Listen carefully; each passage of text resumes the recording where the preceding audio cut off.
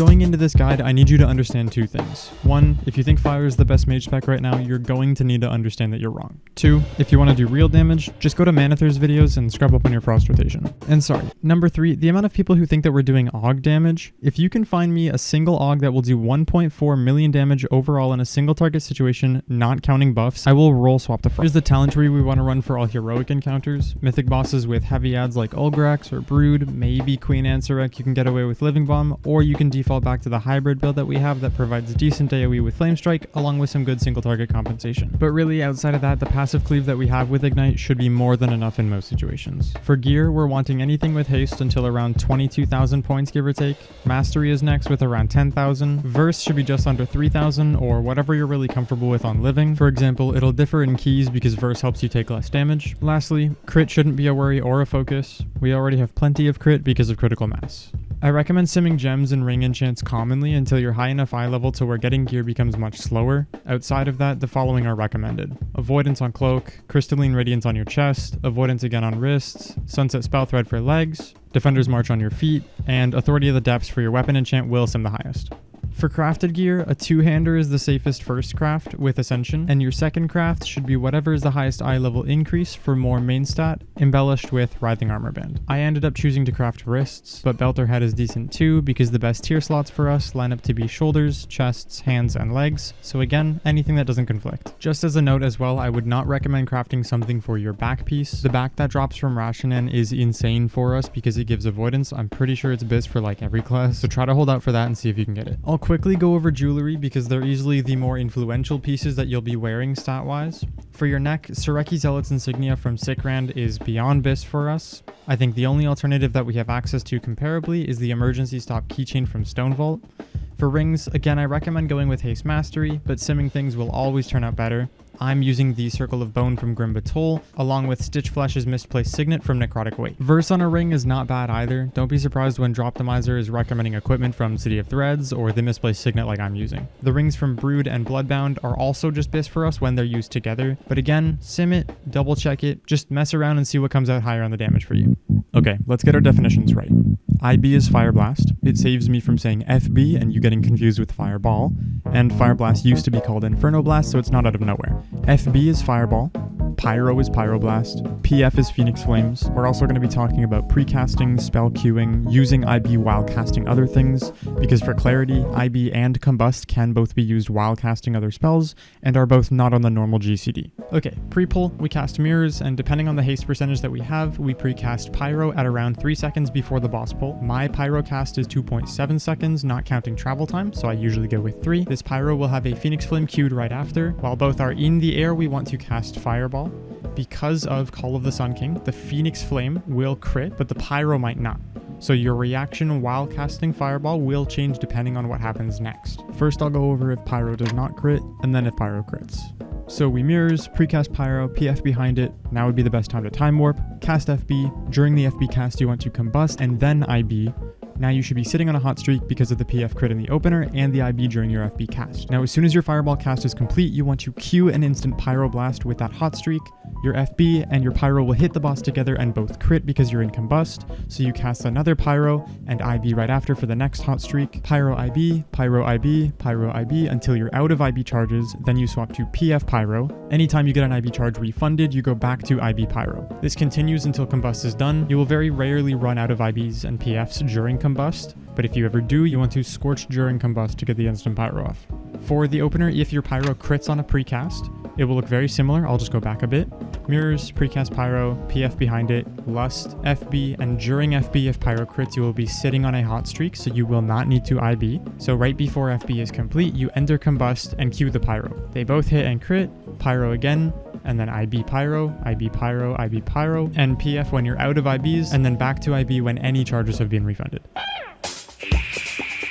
Hyperthermia really isn't complicated, but I do see a lot of people messing it up. There are 2 times you'll ever see Hyperthermia. The first is after any Combust, thanks to Sunfury, and the second is if there's another mage in your group and God gives you the procs to outdamage. You get it randomly when talented. Alright, IB Pyro, IB Pyro, IB Pyro, oh shit, Combust is almost done. PF Pyro, IB Pyro, damn, now my rotation gets fucked. Pyro. No. Hyperthermia is fun, yes, I understand, but min-maxing damage is fun too. You should be keeping up your Feel the Burn during Hyperthermia, not just tunneling on pyros. I have a weak aura right below my character model that shows me the charges and uptime on Feel the Burn to help with this. But go easy on tossing out IBs for no reason. I'll show you here the ideal time to use it. I just entered Hyperthermia, and I have plenty of time on my Feel the Burn. What I'm going to focus on is getting as many pyros out as possible and waiting until Feel the Burn has around 1 to 2 seconds left before refreshing. I have a random hot streak, I consume it with pyro, then I use IB to refresh Feel the Burn and give me a heating up. That previous pyro hits the boss, finally giving me a hot streak, and I use another pyro benefiting from 2 hot streaks in a row during Hyperthermia. Essentially, if you're using IB inside of Hyperthermia, make sure not to use it while you already have a hot streak. You'd be munching a proc. Additionally, you should not be using more than 1 IB charge during Hyperthermia to have Feel the Burn last. The only other case you use IB during Hyperthermia is if you're about to overcap on IB charges, but our main priority is conservation, so please be careful. Okay, now that we know the opener and the Hyperthermia stages, we're going to put it all together in an actual boss fight and see what's going on with the rotation when done correctly. This is probably the best example I could find. We're going to go over a lot of complexities in this, so just stay with me. The opener is exactly like we talked about, pyro with PF, FB into combust IB, double pyro. Then I'm spending all of my IB charges, and once I don't have more, I swap to PF charges. Anytime an IB charge replenishes, I swap back to IBs.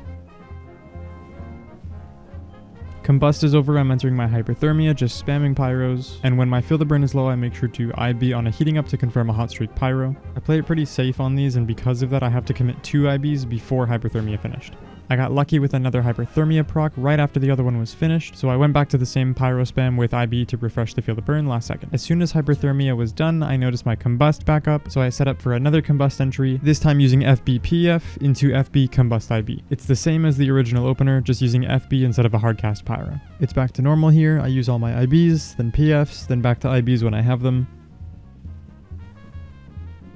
I enter Hyperthermia again and spam pyro, refreshing Feel the Burn on a heating up. I also procced combust with time anomaly during my Hyperthermia, which is rare, but it does happen. Because of the overlap, I was more liberal with my usage of IB just to confirm more hot streak pyros. Hyperthermia ended and I didn't have enough IB charges to do much as a filler rotation, so I used shifting powers to get my 12-second CDR. During the channel, I made sure to use an IB not to overcap my charges, and confirm a hot streak. I sat on the hot streak for a bit and used an FB into the free pyro just to save some time sifting for a heating up. One of them did end up critting, giving me a heating up. At this point, I'm using PF charges because I don't have IB charges. My second PF gives me the guaranteed hitting up, and I use it to FB into combust IB, back to the same priority list. Here's a couple of final thoughts and things to confirm. Always enter combust the same way. Either have a heating up and FB into combust IB, maybe scorch instead of FB if it's execute, but you gain so much damage cramming in an additional spell at the beginning of combust, it's just too valuable. The combust entry also goes for when you have Hyperthermia up. Combust does more damage than Hyperthermia, so we prioritize entering combust even if a new instance of Hyperthermia is given. Try not to panic, you still want to FB into combust IB, then you can spam whatever pyros you can fit, make sure not to overcap on IBs, and then continue your normal combust when Hyperthermia ends. Improved Scorch should have nearly a 100% uptime during execute. Don't stress about it if you're already inside of a combust window, just get to it when you can. But to be clear, it does sim higher if we maintain it, so get a weak aura that tracks the uptime on it so you can refresh the 2 stacks. This is another reason to Scorch into combust instead of FB during execute. It gives you some more time before having to refresh it later. Don't use shifting powers on a timer or a ritual. It's very common that when you open a boss with Lust, you'll come out of your first combust in Hyperthermia close to a second combust. If you're wanting specifics, don't shifting if your combust is lower than 18 seconds away. Shifting powers gives you 12 seconds of CDR, it's a 3-second channel, and if you're casting IB during the channel, it's an extra second of CDR for combust thanks to kindling. In my experience, anything over 20 seconds is free game, but also make sure not to overcap on IB or FB charges. Expend those to around 1 charge each, check if combust got any meaningful CDR because of that, then look to shifting. Okay, for Lust, I'm going to give it to you guys straight. Forgy explained this perfectly in his video, so thank you, Forgy. I love you. Keep playing fire, please. Time Anomaly can grant you Time Warp, Combust, or Fire Blast charge at any moment in time. But if you have one of these effects active or full charges of Fire Blast, the coin flip is going to count that buff out. For example, if the coin is flipped for a TA proc and I'm in Combust, it's only going to have the chance to give me Time Warp or a Fire Blast charge. That being said, it is technically a damage increase for Fire Mage to Lust, because if we are under the effects of Time Warp, not Bloodlust or Aspect of the Ancients or any other type of Lust, it's specifically Time Warp, then during Combust, any TA procs will be forced to go to IB. And any procs outside of our first combust but still within Time Warp have a good chance to put us back into combust. This is not a flat damage increase, it is way more of a potential gain. The second you and your raid lead start fighting over who's lusting, just give it to them. We're playing fire already, we don't matter. Okay, that wraps up the information that I have. If you're serious about playing fire, I would not stop here. Go to Wowhead and read up on more information. Check out Preheat's old guide, it's 11.0 so it's not too outdated. Okay, while we're on the topic of outdated guides, as I'm making this, November 22nd, 2024, Blizzard decided to release a blue post with some changes to fire because it's, quote, been underperforming in single target and could use some help. They're buffing a bunch of frostfire talents along with an 8% gain to pyroblast and a 25% damage increase to meteor's direct hit. This is coming out next reset, and with the Alter Time Discord going crazy about the changes, it's hard to find people who aren't egoing about their knowledge and look into real sims. To my understanding, there could be a less than 2% gap between frostfire and Sunfury after the dust settles, in which case this guide will not need changes in single target because these buffs don't change our rotation for Sunfury. Just check the pinned comment. If you see a frostfire guide, it means there's more than a 5% damage gap, and I caved into playing the uglier hero talent. Okay, back to not sick Shy. Forgy's guide comes with gameplay examples, so his is perfect too. Just keep consuming content and practicing. I recommend you keep raiding throughout the week as well. If you've done it for gear with your friends or your guild, just sign up to other pugs and run through the bosses again. There should be no shame in trying to get better, even if it removes loot tables from randoms. I mean, I spent 5 hours streaming to fix my Silken Court parse, and now I have the 53rd in the world. 4 attempts had me loot locked, but it made me a better mage. If you have any other questions, feel free to join my Discord and ask around. DM me, I'm happy to help where I can. I'm obviously not the best fire mage in the world, so this guide could be skipping out on some secret tech or abyss filler, but at least I'm not a meta slave.